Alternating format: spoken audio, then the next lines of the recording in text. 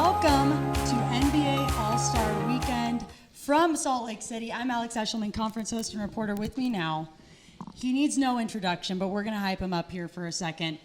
Big Sky Hall of Famer, two-time conference MVP, All-American, Weber State all-time great, Mr.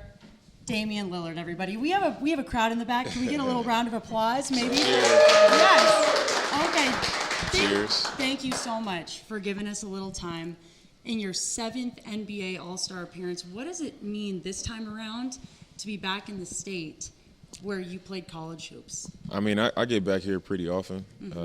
Every other summer we host the alumni game. I come here and train every summer just to come visit with, the coaches I played for, some of my professors around campus, and just to get back. But to have this type of experience back here, knowing the way that I'm received here when we play the Jazz and knowing my history here and the friends and family that I've made here, it makes it feel like a homecoming. Take me back to your time in Ogden. Tell me some of the memories that you reflect on the most. Just a lot of the people that I met, that's the first thing that I think of. The relationships that I built before, they knew that I would even become this, and them being genuine, and having that type of love for me. So that's the first thing that comes to mind. And when you talk about basketball, I just think about the first time I stepped into the D, and the practices and the small crowds, and then the crowds growing, as the program grew. I think about all those types of moments, riding the shuttle, feeling like I could make it to the NBA, and nobody really knowing how real it was because of that wasn't how it was coming from Weber State. They hadn't had a lot of guys come through here and do that, but in my mind, that's what I saw happening for myself. So I knew I had a lot of eyes on me for that reason, because people could see that that's what I was after. And I just remember those days like it was yesterday. So, I mean, that's what comes to mind, when I look back at those times. And not only have you made it, but 7-time NBA All-Star, leading a three-point shooter for Weber with 246. But you were often overlooked prior to getting to where you are now. What's your advice to those kids who are in the same boat as you were when you were trying to make a name for yourself?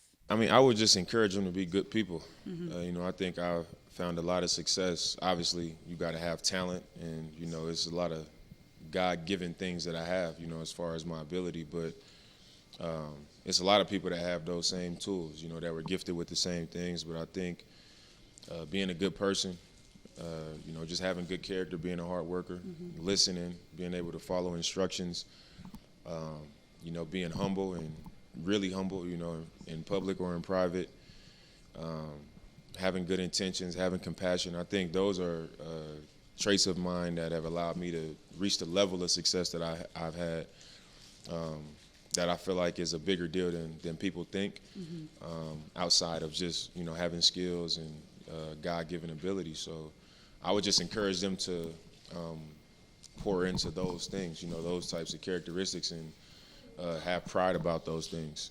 You've had success at more than just the basketball level. A little birdie wanted me to ask you about Wasatch Front. Yeah. Your musical career. Tell us the meaning and story behind that song.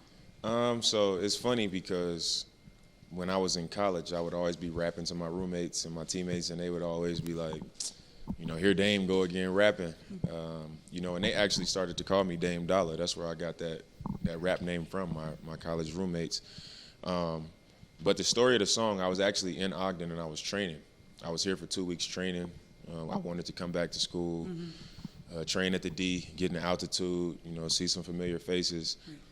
And I was actually writing songs for my first album. So I was here and I was in a hotel. I was in between workouts, and I was just in my notes on my phone. And I wrote the song literally as I remembered things from when I first got here all the way up to me getting drafted. So it was actually one of the easiest songs that I ever wrote, because I was actually here and I was just kind of processing everything that happened from the moment I got on campus until I was getting picked. So cool. Yeah. Big Sky Conference basketball tournament coming up in a couple of weeks. What advice would you give to not only the Wildcats, but all the Big Sky players going out and competing? I would just tell them that it's called March Madness for a reason, and it doesn't matter who has the best record or who's considered the best team. Anybody can be beat. And And it doesn't matter who's been the best team, is who's playing the best basketball at that time, and which team is the most together and, got the right intentions and have the same goal. So I would just encourage the players individually to have that in mind, knowing that anything could happen. And it's who's playing the best basketball at that time. Mm-hmm. Damian, thank you so much. We really appreciate the time. That's it. For Damian Lillard, I'm Alex Eshelman with the Big Sky Conference.